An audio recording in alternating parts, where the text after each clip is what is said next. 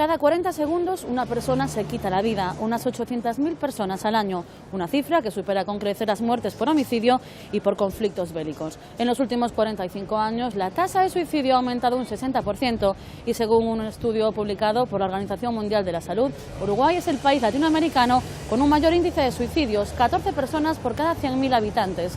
Un dato sorprendente teniendo en cuenta que Uruguay es uno de los países más prósperos de la región. Hoy, en La Gran Historia, hablamos del suicidio en Uruguay.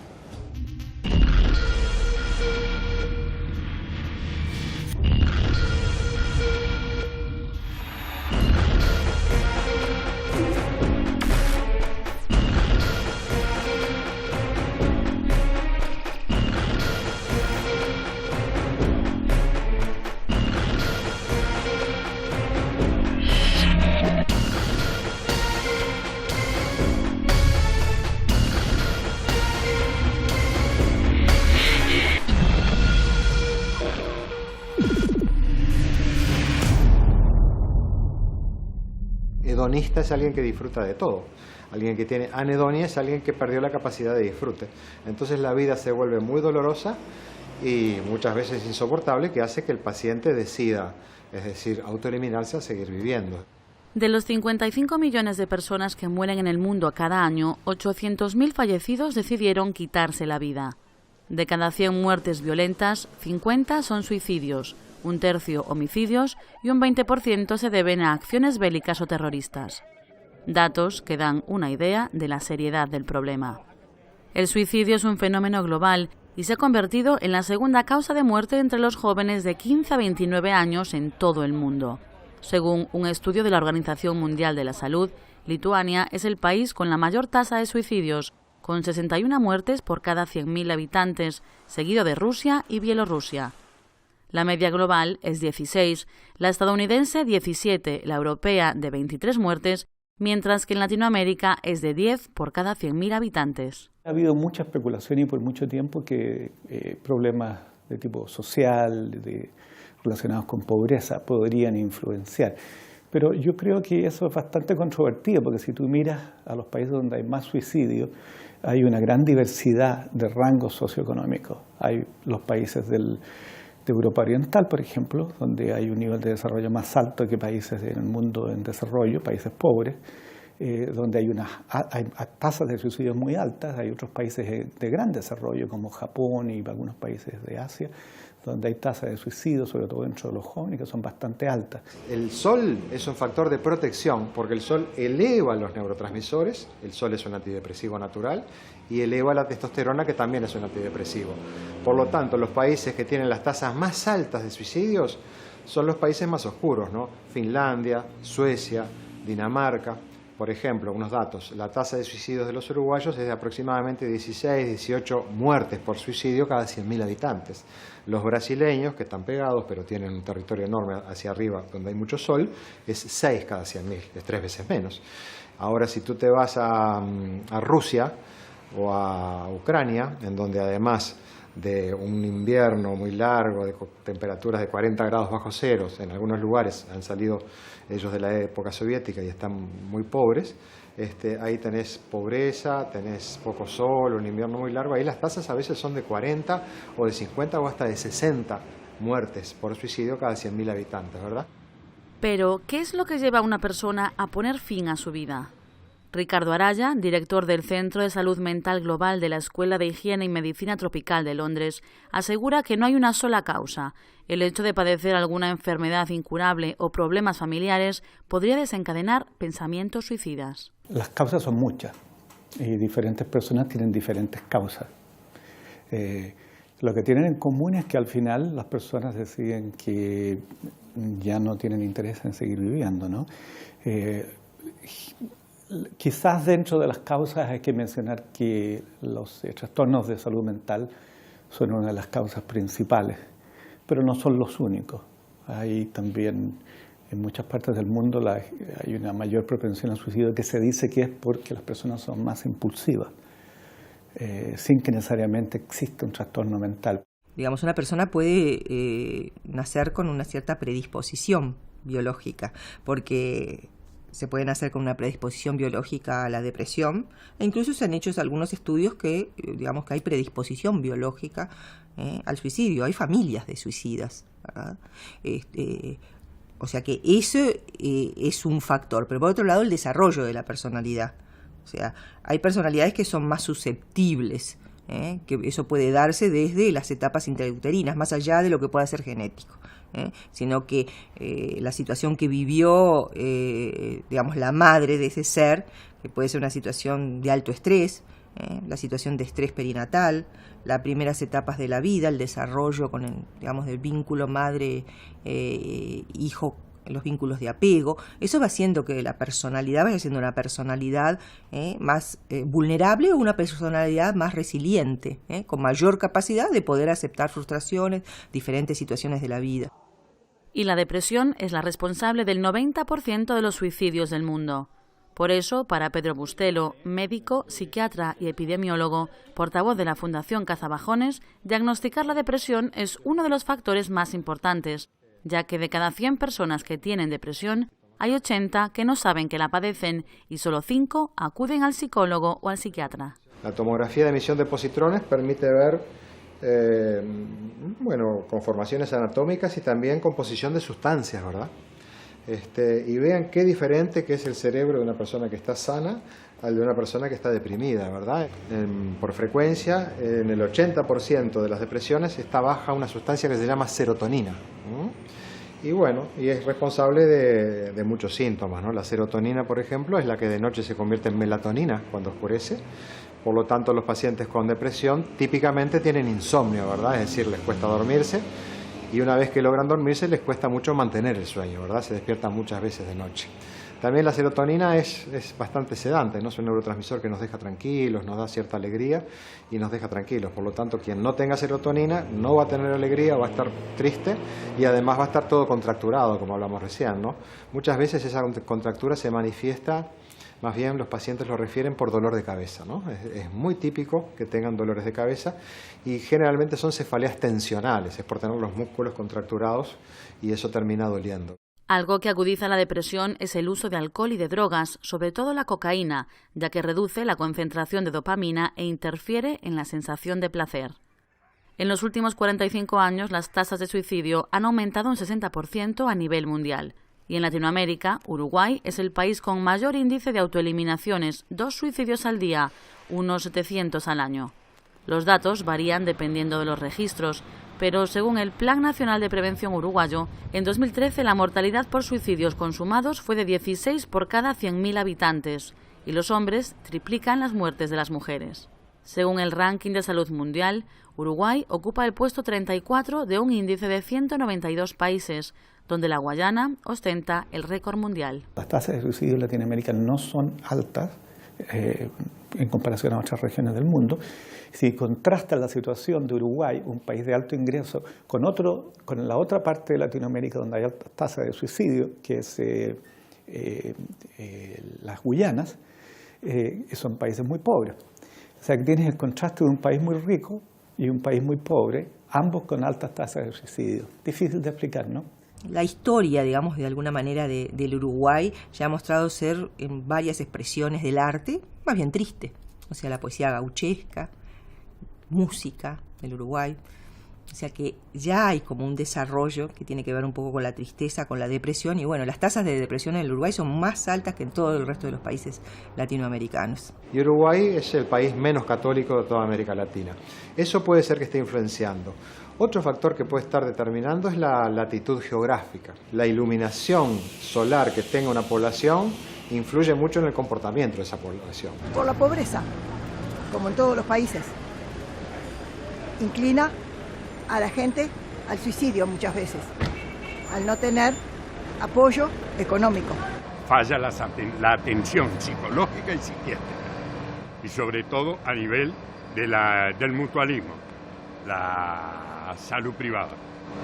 No se le dedica el tiempo que requiere ese tipo de enfermedad, que es una de las más graves que puede tener el ser humano. Porque si tenemos que nos falla, digamos, el motor. Por el gran estrés. El estrés que tiene la gente, mucho estrés acá en este país. La gente está muy presionada acá. Por eso la gente no se desahoga, no tiene tiempo libre. Los espacios libres no los tienen libres. Vienen con un reloj de marcada, un reloj de salida y una hora de llegada a dormir. Usted sale acá de noche y no ve gente caminando. Disfrutando una vidriera, un helado, es un poquito la gente que ve. Por eso es tan alto acá. Quizás no se tratan como debieran cuando entran con el tema de la depresión y todas esas cosas, viste que uno a veces no le gusta consultar porque vos decís, ay, era el psiquiatra, que me medique, que parezco loco, que no sé qué, y bueno, después cuando ya avanza no hay vuelta.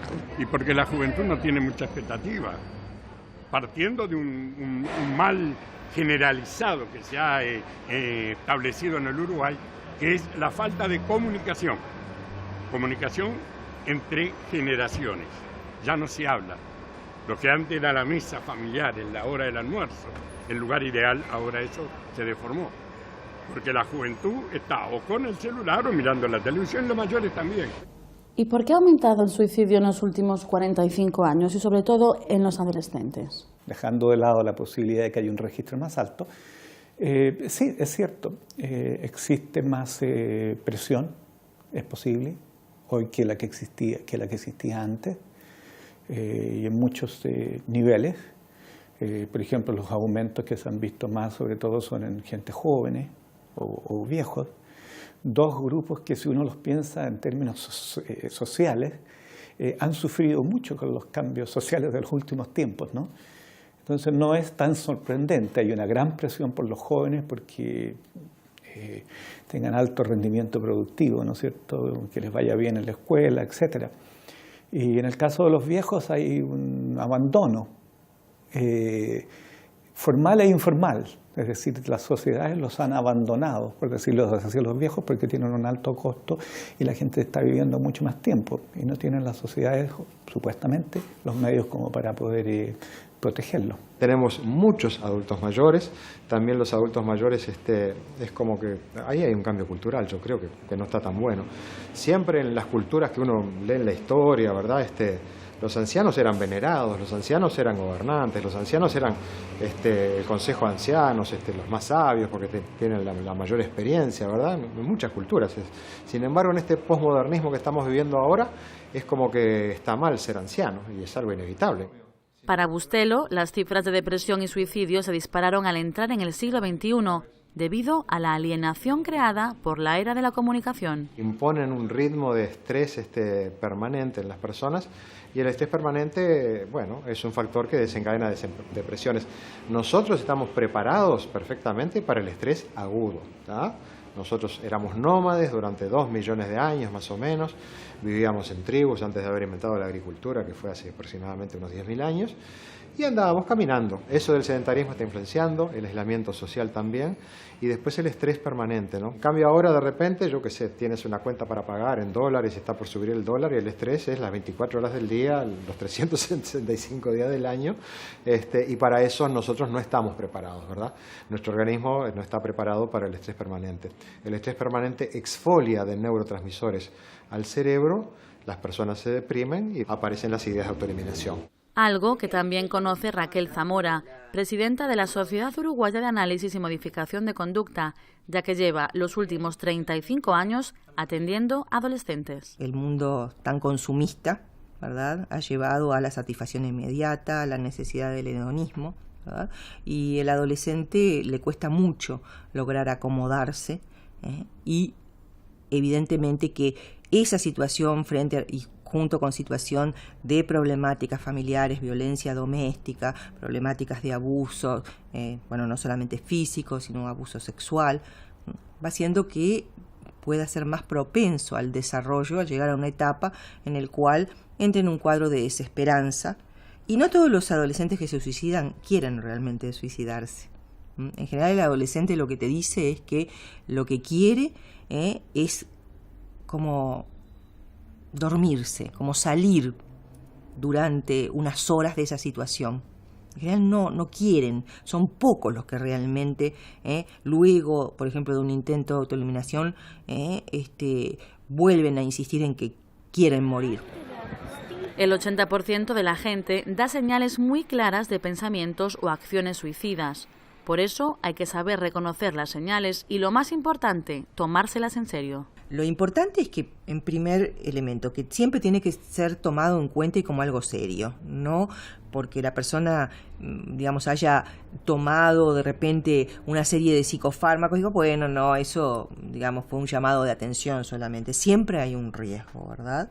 Entonces, no tomar a la ligera lo que puede ser un síntoma o signo de que puede haber un riesgo suicida. Muchas de las personas cuyas vidas se han visto personalmente afectadas por el suicidio tienden a pensar que eso solo les pasa a los demás, a otras familias. La verdad es que el suicidio se da con mucha más frecuencia de lo que cualquiera de nosotros debería aceptar. Cada 40 segundos en todo el mundo alguien se suicida. Cada 40 segundos.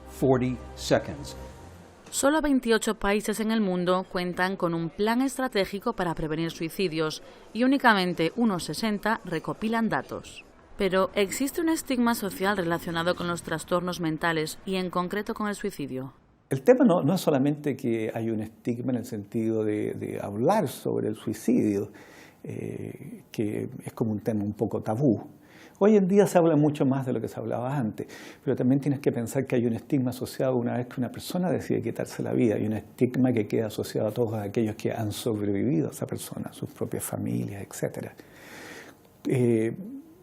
Es decir, los sobrevivientes, por decirlo así. Yo creo que es un tema, el tema del estigma social es un tema que hay que enfrentarlo de cara y hay que enfrentarlo en relación a los trastornos mentales. A la gente no le gusta nada, ¿verdad? Tener que transmitir que tiene algún tipo de trastorno que está recurriendo a un psiquiatra. Es bastante frecuente que la gente no quiera decirlo. Incluso a veces hasta, a mí me pasa que me dicen, yo no quiero que mi esposo se entere. O bueno, no quisiera que se enterara mi esposa. Después la situación de que uno a padres de un joven les plantea de que, bueno, que considera de que ese joven tiene un trastorno de depresión o que está desarrollando un cuadro de tipo psicótico, y en general la reacción es tremenda, ¿verdad? O sea, no puede ser, esto son cosas, me parece que son cosas de la etapa, de la vida, que van a pasar. O sea, hay un estigma. La persona admite perfectamente en público que está con gastritis, la persona admite perfectamente que tiene la presión alta, pero las personas ocultan si están con depresión. Cuando un uruguayo quiere destratar a otro, le dice, tú sos un idiota, un mongólico, un tarado, un estúpido o un enfermo, ¿no? Todo cosas referentes a la mente. A nadie se le ocurre destratar a alguien, andá fracturado, vos sos un infartoso, porque tuviste esos insultos, no existen. El tema de qué constituye un suicidio en diferentes partes del mundo y hasta qué punto las personas están dispuestas a aceptarlo, es un tema que está relacionado con el tabú, ¿no? Con el estigma social. Y ese estigma social está relacionado con todos los valores que imperan en diferentes sociedades. Por ejemplo, por tomar un enfoque, un ángulo, está el tema de la religión. Algunas religiones son bastante punitivas, por decirlo así, con el tema del suicidio. Es un tema que no se puede conversar y no se puede aceptar. De tal manera que incluso, eso por un lado puede ser un factor protector, ¿no? Porque las personas que son muy religiosas es probable que lo piensen muchas veces antes de cometer un suicidio. Además de la sociedad, los medios de comunicación juegan un papel muy importante a la hora de tratar los suicidios. El problema es que muchos medios se autocensuran al hablar de algo que el público considera tabú.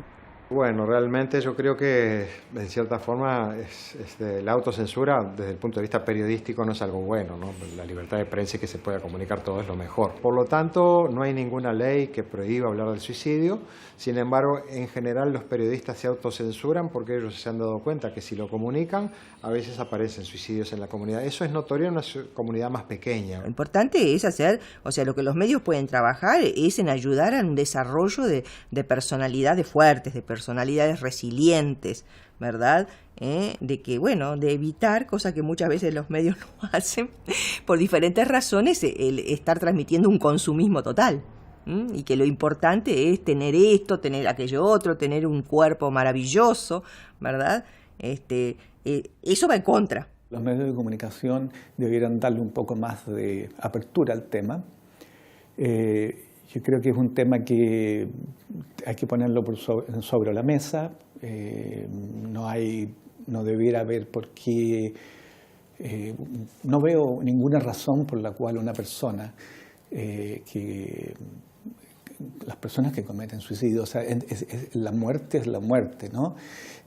¿Por qué podemos hablar de la mortalidad por cáncer y no podemos hablar de la mortalidad por suicidio? Sí, total. Habla mucho menos igual de la muerte de cáncer, ¿no? Es un tabú también. Pero tendría que informarlo de igual modo, totalmente. Lo tendrían que informar y tendrían que educar para que no se mate la gente, porque digo, hacer silencio sobre las muertes y de repente la televisión lo que da una bomba bárbara cuando matan a una persona en un comercio, pero digo, cuando se empiezan a matar jóvenes, que se empiezan a matar, tiene que haber una realidad, algún problema tiene que haber. Digo, lo tendrían que tratar los psicólogos, los psiquiatras, eso. Digo, lo tratan de tapar, pero lo tapan a todo el mundo. Digo, acá se suicida mucha gente en el interior del país, que nosotros decimos, si el gobierno progresista va mejor, ¿por qué se sigue matando a la gente? Porque toda la vida se mató, no es de ahora. Pienso que eso incita, si otros lo hacen, porque muchas veces la mente no funciona bien, claro. Entonces, si fulano lo hizo, yo también lo voy a hacer, porque tengo esta carencia o este problema. Yo no puedo juzgar mucho eso porque en el Uruguay históricamente nunca se mencionó la muerte por suicidio, nunca se dijo. Falleció fulano de tal porque se suicidó. Siempre eso era como un tabú, decir suicidio no, sería porque sería contagioso, no sé. Ahora, que los medios son tendenciosos, sí son. Una manera de reducir la tasa de suicidios es terminar con el tabú para que la gente pueda ir al psicólogo o decir que va al psicólogo sin sentirse juzgada. Además, es importante que el paciente entienda su propia enfermedad mental, algo que en Cazabajones llevan a cabo mediante la psicoeducación. Es el hecho de que el médico le transmita al paciente qué es lo que tiene en un lenguaje sencillo que pueda entenderlo, ¿tá? Y eso genera dos cosas. Digo, primero se cumple un derecho. ¿Quién tiene derecho a saber qué es lo que tiene? El paciente. El paciente es el que tiene el máximo derecho, según me entender, a saber qué es lo que tiene, ¿verdad? Es su salud, es su vida, entonces tiene derecho a saber lo que tiene. Y segundo es que si tú explicás perfectamente qué es la depresión, en un lenguaje sencillo, y qué la causa, y qué te protege de ella, y qué la modifica, y qué la quita, y las personas tienen mucho más propensión a adherir a las recomendaciones que tú le das. Ricardo, ¿se necesitaría la intervención de otros sectores, no solamente del sector sanitario? Definitivamente el enfoque no puede ser solo sanitario si se quiere hacer algo, en términos de prevención sobre todo. Ahora, prevenir estas cosas sobre las cuales no tenemos muy claras las causas es un problema, ¿no?